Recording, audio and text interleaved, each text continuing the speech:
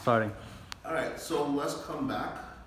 So now you guys had an opportunity to look through the trends that you guys saw, and you also had the opportunity to see the things where kids were doing well and where they struggle. What are the teaching points that you guys are going to use in order to close the gap next week? I'm gonna focus on synthesizing, talk more so about craft and structure, and just being able to take the purpose of specific text features or just the purpose of specific sections within nonfiction text, so that way they can use that to help them, to add to their main idea. Because a lot of the questions that they got wrong for the nonfiction, they got them wrong because they didn't realize what was the author's point of including those things in the text, specifically in the nonfiction text. Yeah, so oftentimes kids, when they read nonfiction text or text in general, any text features that they're there, for some reason they skip over them because they don't think that they're relevant. So definitely focusing on that, and the big thing is how does this connect to the topic, and what does this text feature help me understand in the text will definitely help push them forward in their understanding, because oftentimes when their text feature is included within the text, it's because the text is difficult and they're there to help you understand. So that's definitely a good place to start. And also on top of that, that's something that's transferable to fiction and nonfiction text. What's all this? We're going to reteach marking evidence in the text that matches our answer of going back to exercise 5, because there was just a large number of people who were not doing that skill consistently, or particularly on questions where it may have been more difficult, we just gave up. And so really reintroducing why we do it, as well as how to do it, so that kids are doing it with fidelity. And how can you ensure that you give them at-bats with that?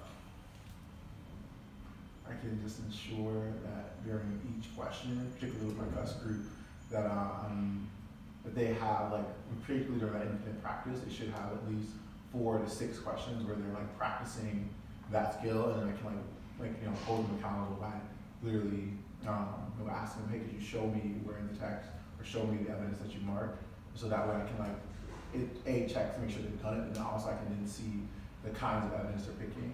I do notice that when kids are going back to pick evidence, it's usually generally relevant information. Sometimes they're not picking relevant information, but that can definitely help tweak whether or not I'm going to move into the next day picking the most relevant information, or picking evidence that helps either prove or disprove a claim, or if I can just shift to a completely different thing, if they're able to not only pick evidence consistently, but pick accurate or evidence that something about the claim.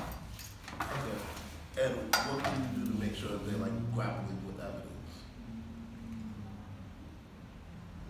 Well, I was going to add to what you were saying, because you were asking them, show me your evidence. I know in my class, a lot of times I just will flip back their page and I'll be like, I saw you just pick B, but I don't see your evidence in the paper. I don't see where you marked up your evidence that made you pick B. So sometimes I don't even ask them, I'll just go back and look, so that way they know every time. Just prompt them to connect. Well, how does this piece of evidence prove your answer? Or how does this collection of evidence prove or disprove your answer choices? So that they have to make sure that they're naming why they're choosing that evidence to relate to this question or relate to this idea. Yeah. Just to add on, the big way for kids to see the utility of it is through Discord. So something that I saw Mughal doing a lot in her class was definitely having the kids evaluate whether or not the evidence that they chose matches idea. And I feel that practice definitely pushed them, because they saw the need for actually looking for evidence, because I need to be able to prove why the idea that I have is fully supported, and the more discussion they have around it, the more they'll see that it's useful. Rather than you just tell them, look for it, rather than you just harp on it, make them see the utility and how it can be used, so that they feel the need to use it, so that you don't have to like always like check after them to make sure that they're doing it. What are you gonna focus your teacher point for next week? So I noticed with the cusp, the biggest preventer was they had the last two maybes, and that means that if they knew that they were maybes, they found evidence for it, but that's where they didn't select the correct answer choice. So it's gonna be now having the evidence and using your main idea job to select the best answer choice out of two. Because like they've already done the work of finding the evidence, and then now they can also look at their main idea to see which one is also present there. And how do you think that's gonna move your class forward?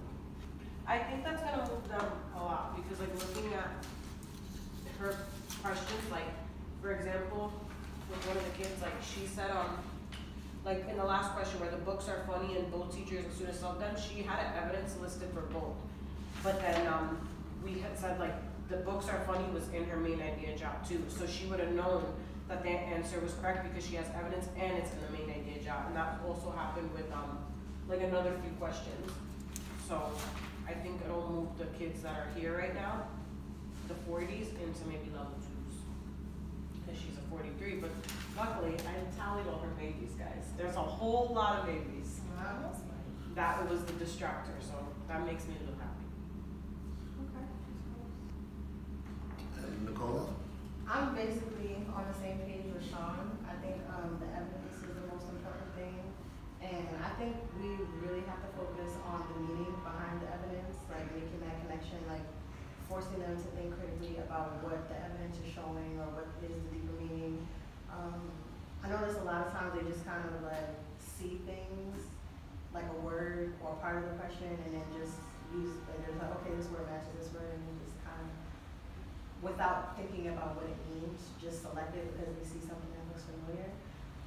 I think it's also partially just laziness, so I think it's just staying on top of them, forcing them to go back into the text, label it, and then through discourse and just a lot of questioning on, well, if you're eliminating this answer, why? Like, what evidence do you have to disprove this or evidence to prove it?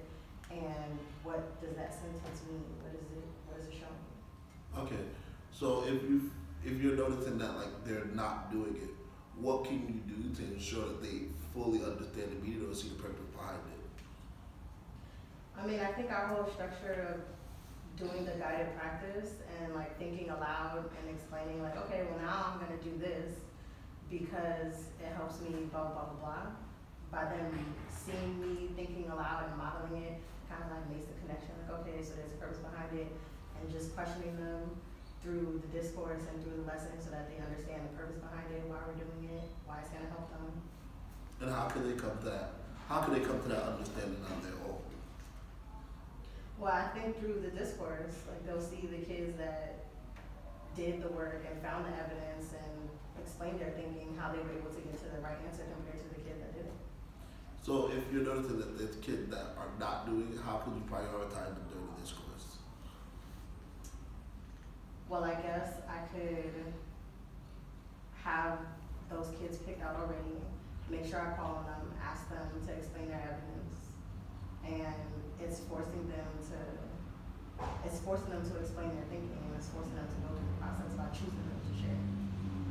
Yeah, and that will definitely that right there will definitely hold them accountable without having to drill them. If they know that this is coming, it will be something that they will go ahead and do because they see the purpose behind it. So I would say now that we're closing out, you guys all have named your teacher point for next week, and you guys also have thought through the goals that you guys are going to set for kids for the following week. I would say the big thing for next week that all of us need to drive home is the utility behind what they're doing. Like, kids have to see a purpose. Kids have to be motivated. Kids have to be invested in order to do it independently. Because thinking about state testing, we can't talk to them, we can't coach them, we can't remind them. They have to want to do it and want to do it well in order to do it successfully. So whatever it is that we're teaching them, they need to have internalized it and want to do it, So they need to understand the purpose behind it and why they're doing it so that they're fully invested. So any last questions, comments, or concerns before we close out? Alright, so same thing for next week. Make sure that kids have their goal card, they have their goals, they know what they're working towards, they know why they're working towards that, and they also know how to meet those goals. We want to push them towards independent thinking, not so much all the time when we think about independent, we think about them doing work by themselves, but we want to be able to think through processes independently without us having to prompt them. That's the type of independence that we want to be striving for. All right, so let's close out.